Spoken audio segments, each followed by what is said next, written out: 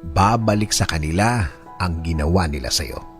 Kung may ginawa silang masama, kung may ginawa silang hindi mo gusto at grabe ang naging epekto sa'yo at nadamay ang ibang tao, hindi iisa ang araw.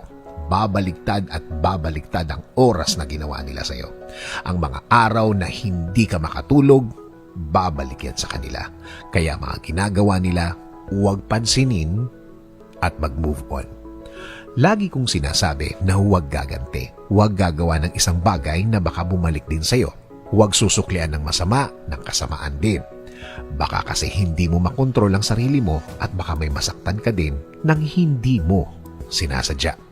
Minsan ang akala nila kapag nanahimik tayo, akala nila mahina ka. Akala nila tinatanggap mo ang pagiging api mo. Hindi. Hinahayaan mo lang ang dapat mangyari. Hinahayaan mo lang ang dapat na maging sitwasyon niya. Hinahayaan mo